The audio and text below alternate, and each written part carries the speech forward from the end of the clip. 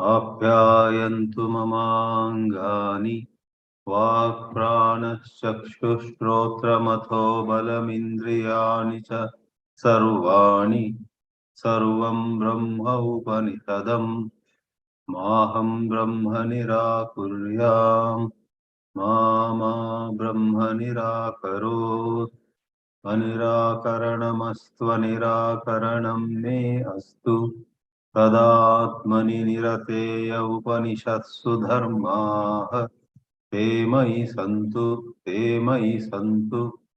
ॐ शान्ति शान्ति शान्तिः।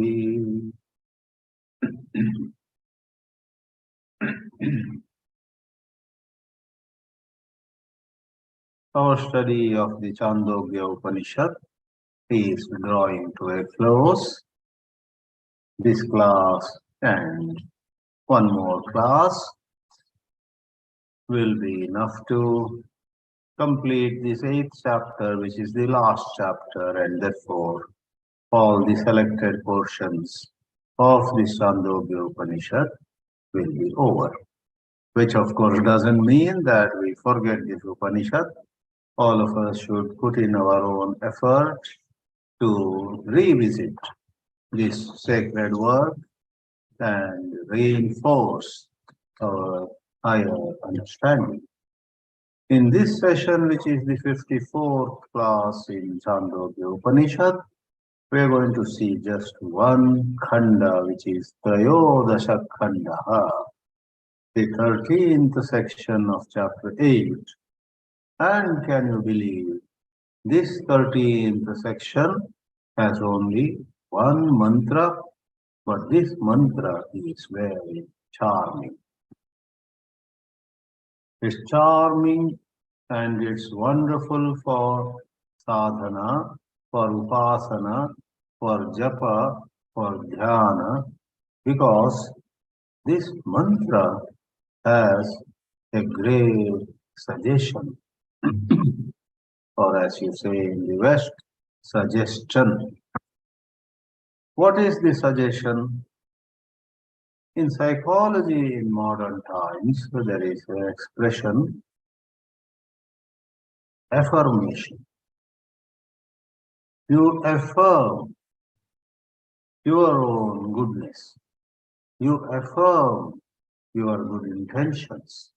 You say to yourself, I can do it. I will do it. I am capable of doing it. I will ensure that my day will be filled with wise words, wise actions, all backed by wise thoughts. I will live this day in an intelligent manner. I will not repeat the mistakes of yesterday's, and I will be more alert than ever before. I will not go to unreasonable extremes.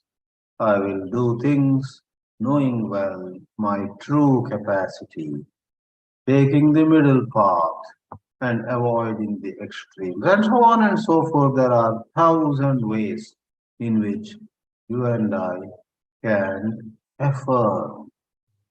It is in a way confirming our own values through our years, through various experiences in life, and above all, through the study of the Vedanta. We have certainly gained certain wise insights.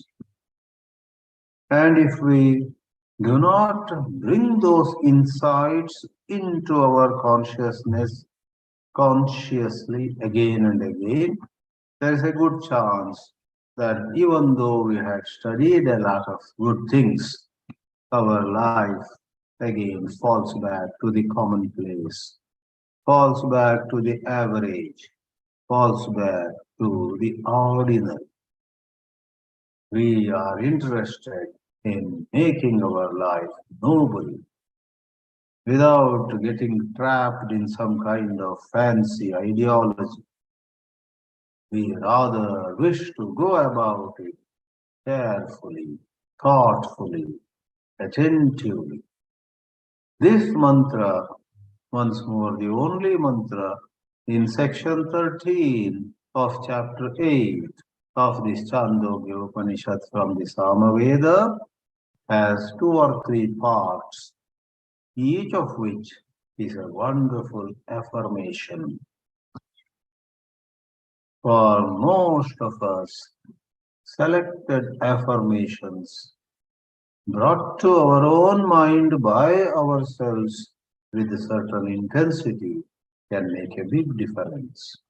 Many a time when we are about to do something wrong, a certain affirmation of a good value rising in our bosom can not only stop us from doing something wrong, that wrong thing, and what is more, it can as though hold our hand and lead us in the right direction. So we have this session, the 54th class on Chāndogya Upanishad, and this is about how we may day after day shake off our bad tendencies. As an example comes in the mantra itself,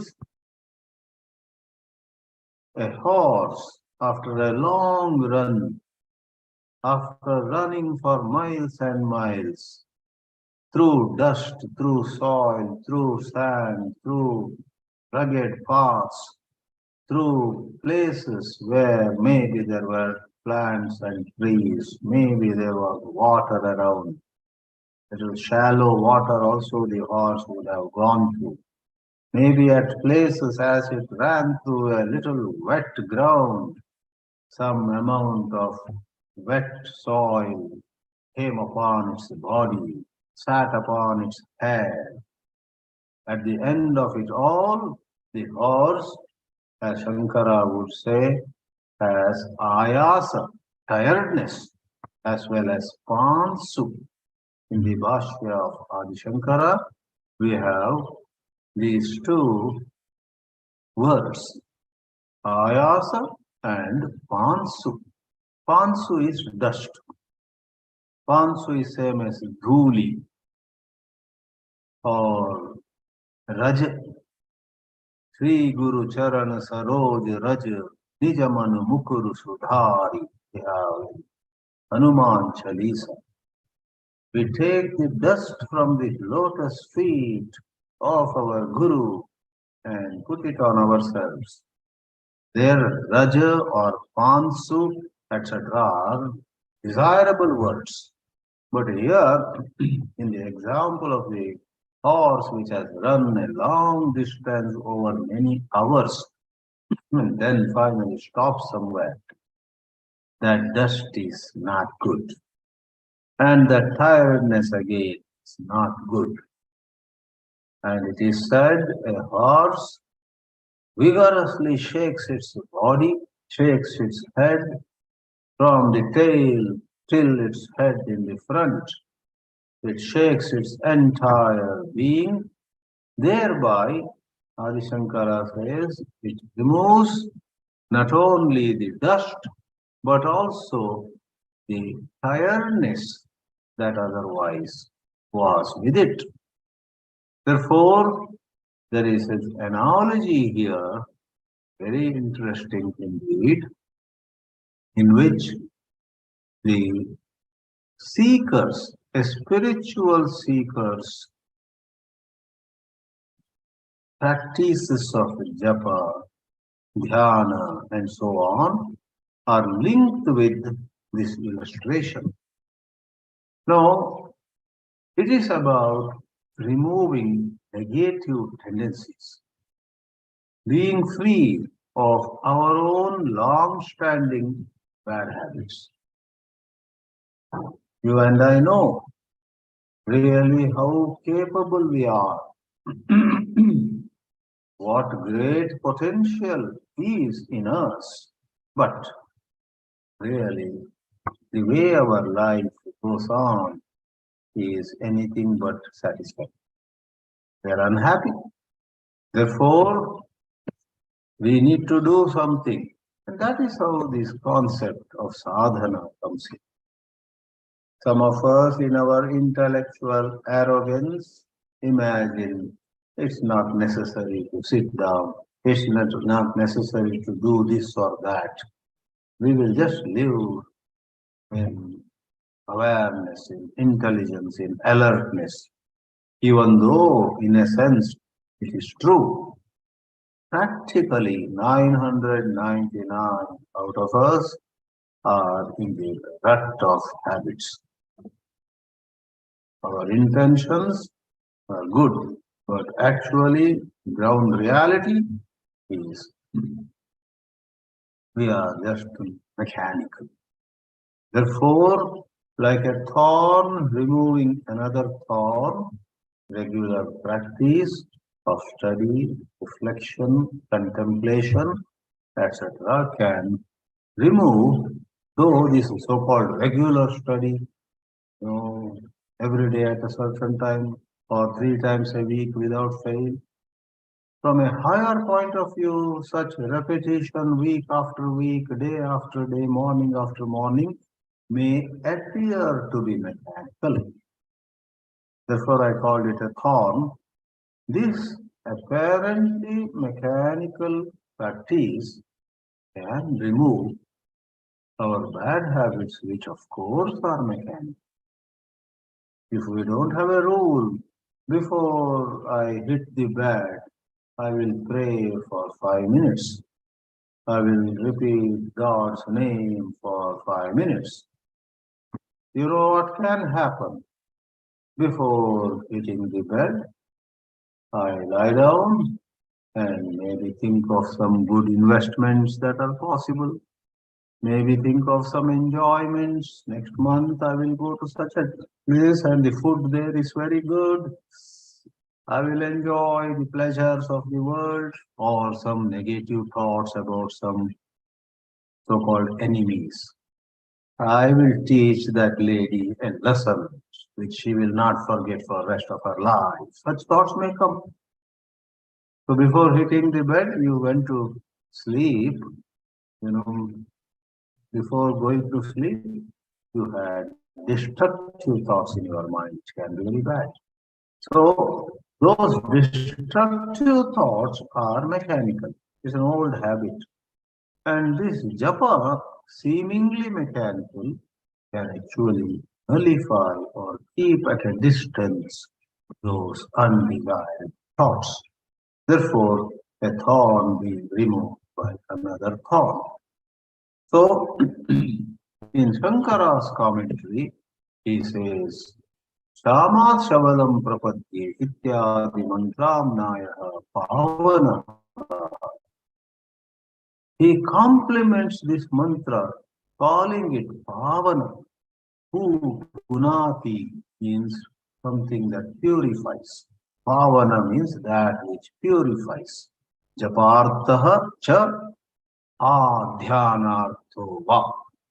It's for japa. Interesting. This mantra you may use for japa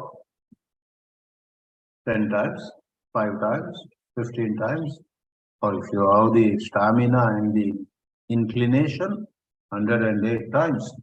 Chamat chabalam prapadye chabalat chamam prapadye ashvaiva romani vidhuya papam chandraiva rahor mukhat pramuchya dhutva shariram akritam kritatma brahmalokam abhisambhavami iti abhisambhavami iti. That is once. Repeat that. I don't have to repeat and let you know, but this whole mantra, Shamat Chabalam Prapadya up to Abhisambhavami iti. A little long, but why not?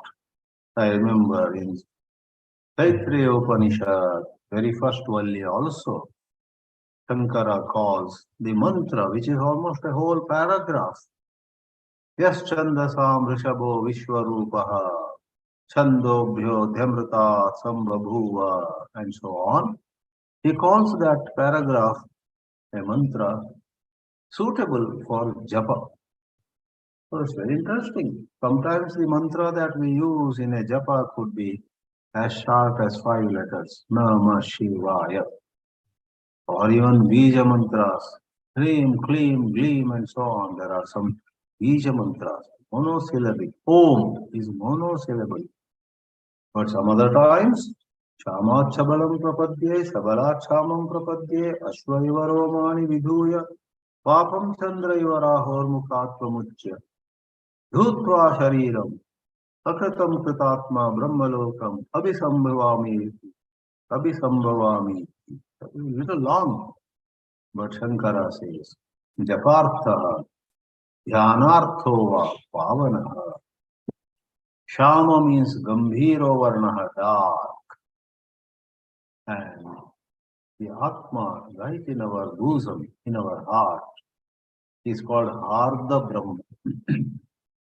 Ardha means that in our own heart. Then Shabala means Brahmaloka, not the absolute ultimate Brahman, but Brahmaloka, one step below, you may say, the ultimate. So that in our bosom, or that up there in the Brahmaloka, the seeker says, I don't want to get lost in Kamini Kanchana Kirti, this world of pursuit of pleasure, this world of many different kinds of madness. I would rather rise to contemplation on Brahmaloka or come down to contemplation on the self, the pure self in my heart. Ardha Brahma or Brahmaloka up there.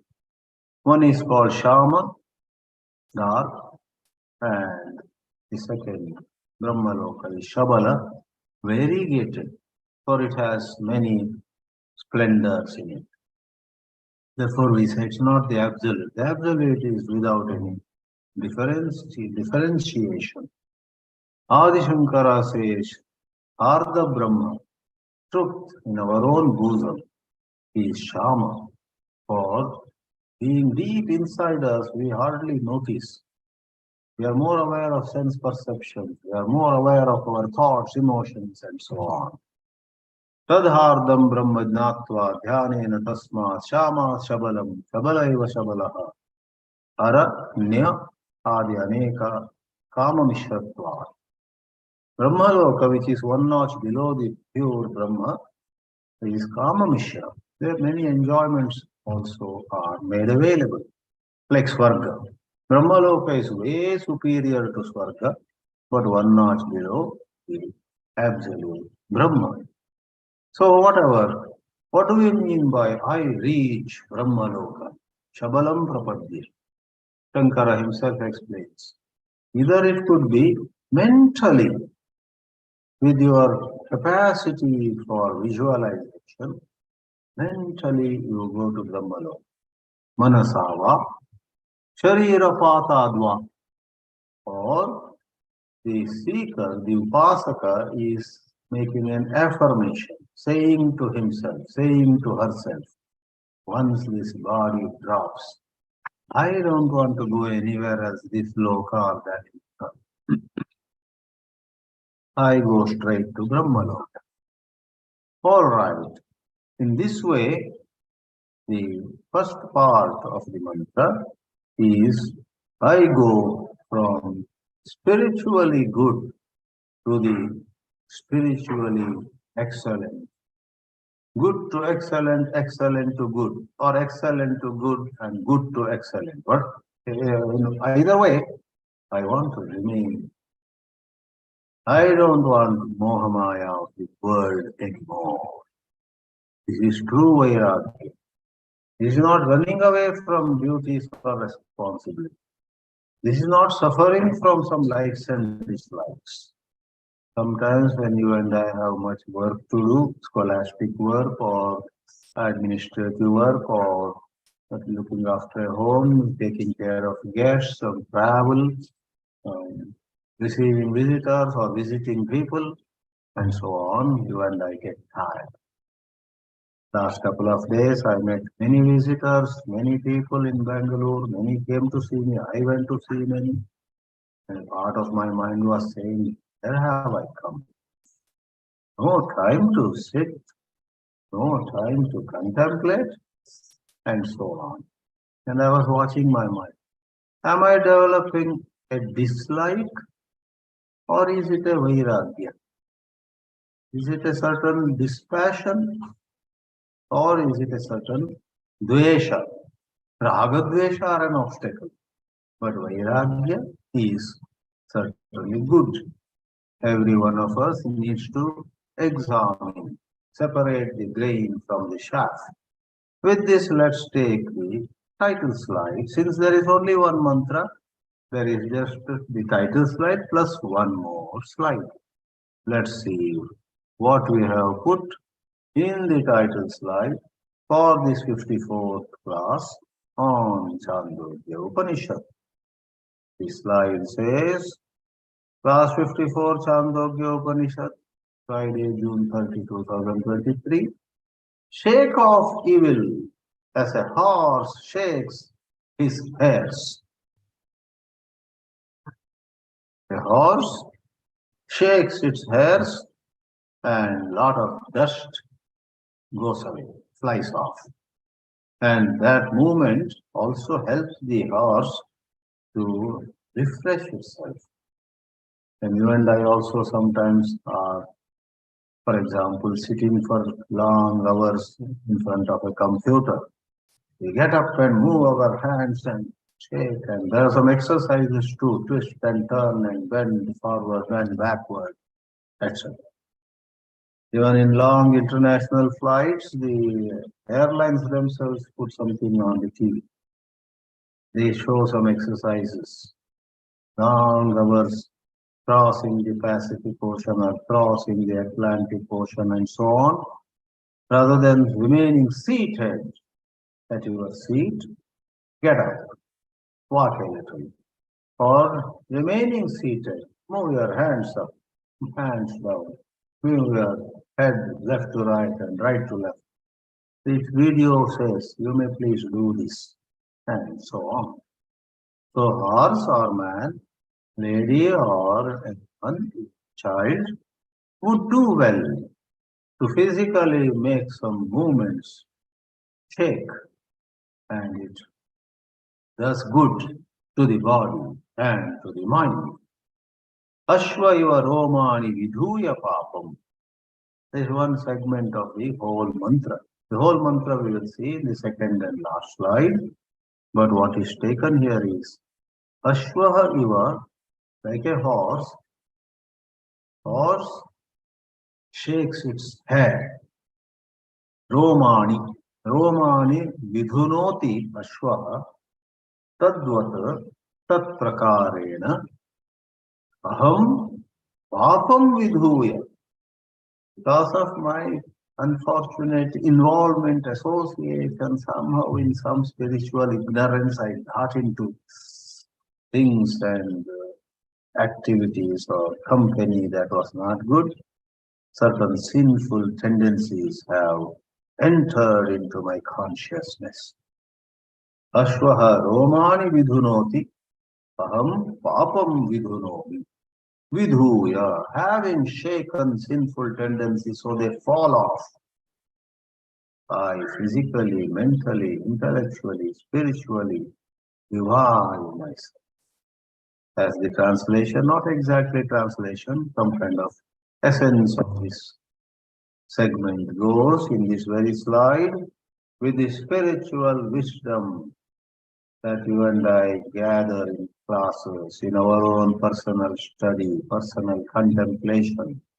With the spiritual wisdom, let us free ourselves of all sinful tendencies.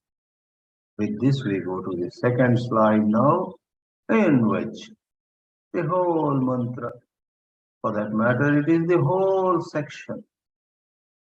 The whole section, just in a few words, at the same time, is inspiring. Shamat Shabalam Prapadye. From the dark, I wish to attain the very gate. Kama Mishram, Sankara Bhashya says. Second one, Shabala, that is the Brahmaloka. Kama is the Hardha Brahma, that is dark, hidden, difficult to penetrate. Shabalat Shamam Prapadye. I go from the good to the excellent, from the excellent to the good. Like in Bhakti Yoga, I do puja, and afterwards, after a short break, after some green tea or after a light breakfast, after a little while, I sit and do japa.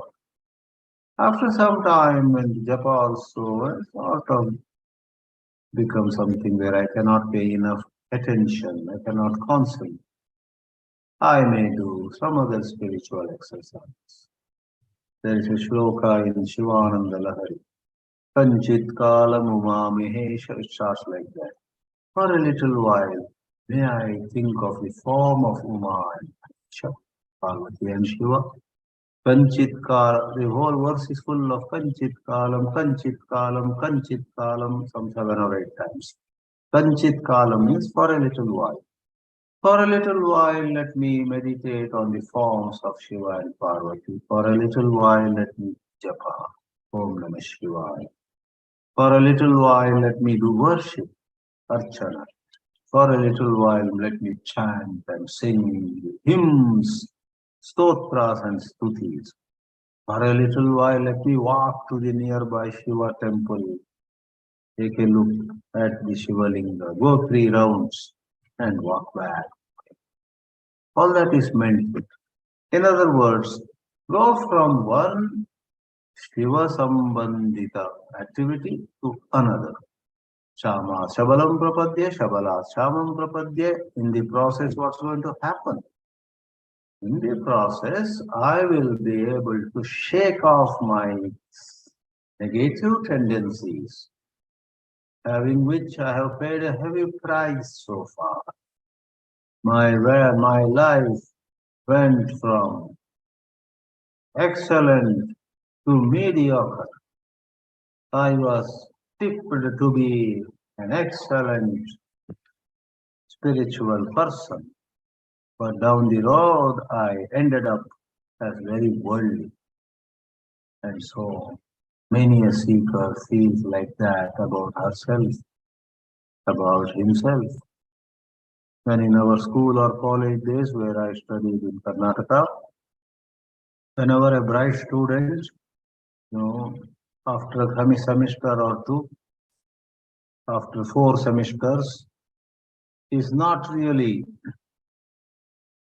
performing well, she or he got distracted to cinema, restaurants, gossiping, going to somebody else's room in the hostel and going on talking about politics, not studying, not doing the duty, then the teachers would take that boy or girl to task. Hey, what happened to you? And the student says, sir, what happened, sir? Or madam, what happened? When you came to this college 2 years ago, you were like a brilliant, nice, energetic horse. You were a horse. After 4 semesters, you got spoiled by bad company. Parents send you some money for your essentials and you seem to be spending it on restaurants and movies and all that, not paying attention to studies. You were a horse, a good steed, and now after 4 semesters, it appears you have become a donkey. They used to scold us like that. Once I also got it somewhat.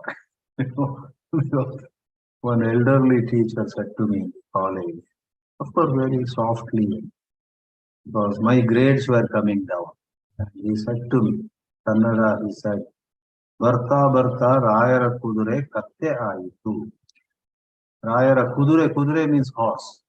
By context, a very energetic, good-looking, brilliant, radiant horse. Katte means donkey in Kannada. So, come back, leave the college and college life or all those things aside. In spiritual journey, all of us have certain phases in which from certain brilliance, we come down to a certain dullard life, what may be called mediocre. Sometimes even pravachankas stop studying anymore, repeat the same story, same example, same, nothing new. Whereas those who keep themselves on their toes, always there is something new. Always there is a certain radiance about them. Always people who attend their lectures feel some special divine presence about them. Anyway, all that is meant here. Like a ashwaha, like a horse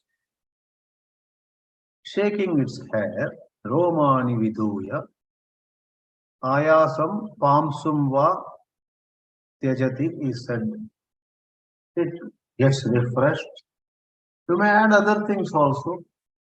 A horse or some other animals take a dip in water and shake themselves. You and I also, to get refreshed, we may take a hot water bath in cold places or in hot places, take a cool shower, and then feel very fresh. There are many ways, physical, emotional, or breathing exercises. There are many ways. We must keep them ready with us. We must not allow ourselves to be victimized by negative thoughts, negative moods, negative memories. It said, Ashvaha iva romani vidhuya papam, Chandram iva rahor mukhat pramuchya. Second illustration, like following a lunar eclipse, for a while, the moon was as though swallowed by Rahu.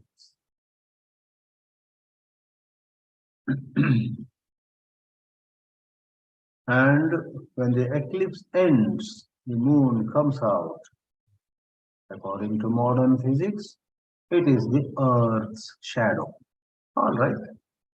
When the moon is no more in the shadow of the Earth, comes out of the shadow. Otherwise, that lunar eclipse is full-time Purnima. As you know, lunar eclipse takes place on full moon night. But when the alignment is such, instead of the whole moon being lit by the sun, the moon is in the shade of the earth, sometimes total lunar eclipse. There are several kinds of Chandra Grahana. When the Grahana ends, in our Quranic interpretation, moon is free from the clutches of Rahu. In modern physics, the moon is free from or has come out from the shadow of the earth.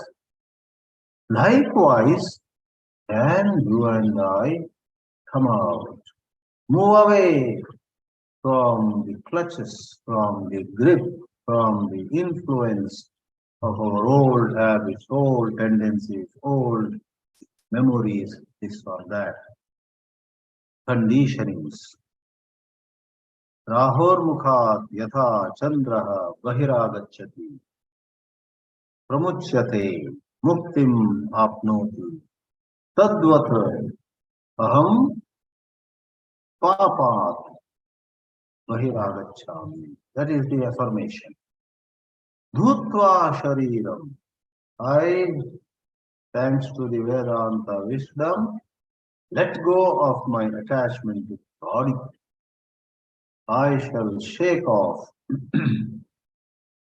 the attachment, or another possibility as the translation given here goes, I leave the body at the time of the so-called clinical death and merge with Brahma. Brahma is Akrita. In next part, Akritam Kritatma Brahma Lokam. Akritam and Brahma Lokam are both in second case singular. I reach that Brahma Loka which is Akrita. Krita means created, Akrita means uncreated. Everything in the world is created and is eventually destroyed. But Brahma and Brahma Loka are Akrita, of a very high order. Whatever is very subtle is not subject to creation and destruction. Whatever is gross, though it may tempt us for a while, is Krita. Akrita is higher than Krita, but of course, as Nachiketa's question in the Kathopanishad goes, the pure Brahma cannot be put in either camp of Krita or Akrita.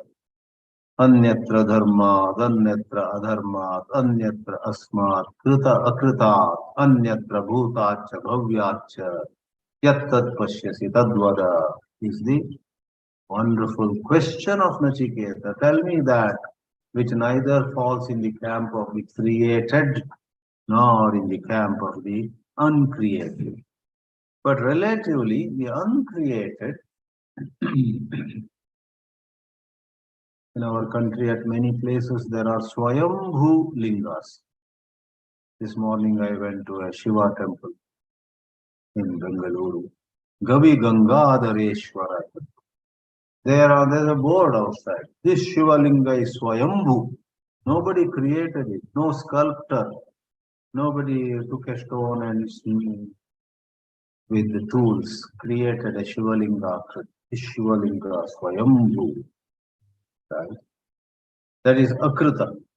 Swayambhulinga is superior to a linga, Shiva Linga, made by sculptors. But the real Shiva is way beyond all these symbols.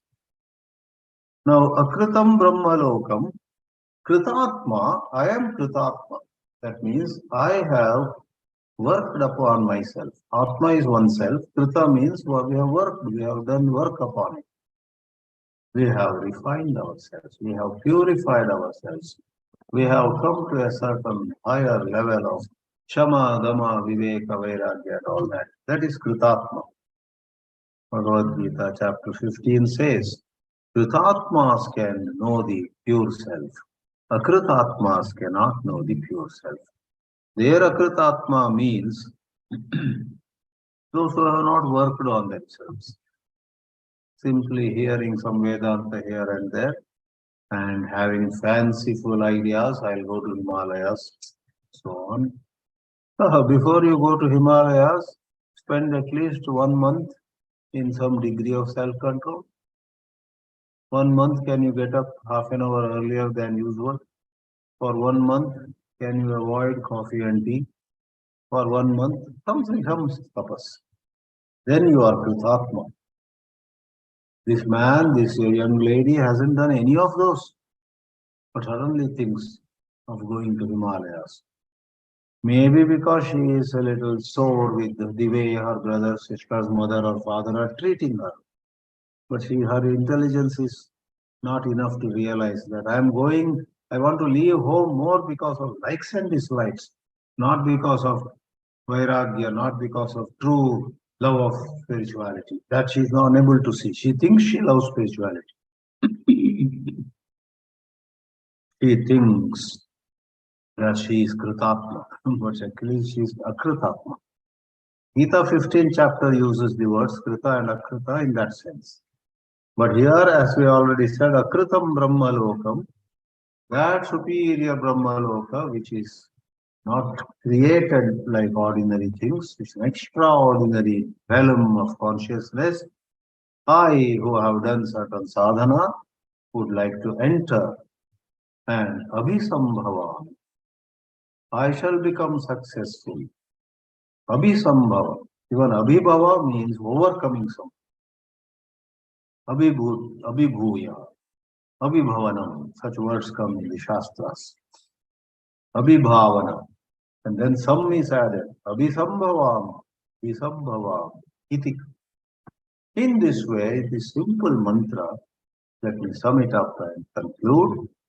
I want to go from good to the better, and I may come down a little, but again, better to good, good to better, or one good to the other. I don't want to slip down. Shama Shabalam Prapadye, Shabala Shamam Prapadye. Point one. And like a horse shakes off its hairs and refreshes itself physically and mentally, I wish to, in the light of the spiritual wisdom, shake off my negative tendencies and bad habits. Number two. Third, like the moon comes out of the shade, comes out from the mouth of Rahu. I too wish to come out of spiritual ignorance, spiritual confusions. Number three, I want to let go of my attachment to the body. Number four, and I want to remain in the higher plane of Brahma which is not man-made. In fact, in Kathopanishad, the word Krita has another meaning. Krita means an effect, and Akrita means the cause. And Nachiketa means, by asking Anyatra Asma Krita Krita, he means, is there something, Lord Yama, which is neither in the camp of the causes nor in the camp of the effects? In the world, everything is either a cause or an effect, depending on the angle of view. You get a seed and you say this is an effect. Why? It fell from a tree. The tree is the cause and the seed fell down. This is effect. But a friend of yours says, wait a minute. Don't call this seed an effect. It is the cause. This can tomorrow create a tree. So this is a cause. All right? From some angle of view, something is a cause. From another angle of view, something is an effect. But is there something which is neither the cause nor the effect? Like that, that fifth point. Akritam Brahmalokam, Kritatma, having done enough for sadhana, I shall reach. And fifth or sixth point, Abhisambhava. Enough of running a little and falling down and running a little and again falling down, getting bruised, getting injured, getting enough of all that. Now the time has come to be victorious, stand on the peak of the hill, plant the flag of victory. Abhisambhavam iti. Abhisambhavam. So this is quite motivational, quite inspirational, very suited for our self-suggestion or suggestion, telling ourselves, you and I would do well to practice the spiritual way of occasionally telling ourselves. If something has appealed to you, something has really touched you, write it on a piece of paper, put it on the fridge, put it on your study table, put it somewhere, and at least for a few days, once in a while every day, several times every day, read it. It may be very subtle, qualitative. I will be very honest in everything I do. Or it could be more gross and specific. More gross, more specific. Could be in terms of something very, physical habit. I will always wash my hands before eating. I will never neglect that. I will never say, my hands are clean. No. Cleanliness. I will use clean clothes, clean things to wipe the vessels in the kitchen, small or big. I will ensure that in my puja samagri is cleaned every day, rather than once in a blue moon. Write it, put it, and follow it. That is a practice. A journey of 1,000 miles begins with the first step, they say, step by step. Therefore, the high Vedanta, which dismisses all grades and all levels or steps or divisions, etc., etc., does honor all such self-affirmations, because if the seeker is not yet very stable in higher contemplation, then some selected affirmations, some selected auto-suggestions can go a long way. From disorder, you and I have to bring our life to a semblance of order. And when it is fairly orderly, we can let go of it. Or they say, if your life has become reasonably orderly, physically and emotionally, etc., then you don't have to leave behind certain disciplines. The disciplines leave you. That is what Ramana Maharshi says in the Ramana Gita. Siddhasya kritakrityasya niyamani swayam galanti. Niyama upakurvanti prayatne yatatam naranam, something like that. We need rules. Niyamaha upakurvanti. Prasiddhanam kritakrityanam galanti niyama swayam. Ramana Gita. Niyama upakurvanti prayatne yunjatam satam. You and I, being on the path and putting in practice, better have niyamas. Ramana Maharshi was cognizant, he was aware of different levels on which people are. He would not say to anybody and everybody, just to stay as the pure self, don't do anything else. He knows that this person cannot, he doesn't even know what it is to stay as the pure self. Therefore, he would say, depending on the level, tomorrow that person may come to a higher level, then it's different. But at this time, the person is finding it hard even to sit at one place for 10 minutes without moving. All of us have that difficulty. I should admit, sometimes when somebody is coming to visit me, I suddenly say, oh my God, they are coming, so I keep in order. Some cloth is falling and fold it and keep. Some cup of tea is there on the table, I put it in the kitchen. And then I say, okay, no, not come. 5 minutes I will sit quietly. Let them come, and when they come, I want to be quiet. When the bell rings, I will open the door.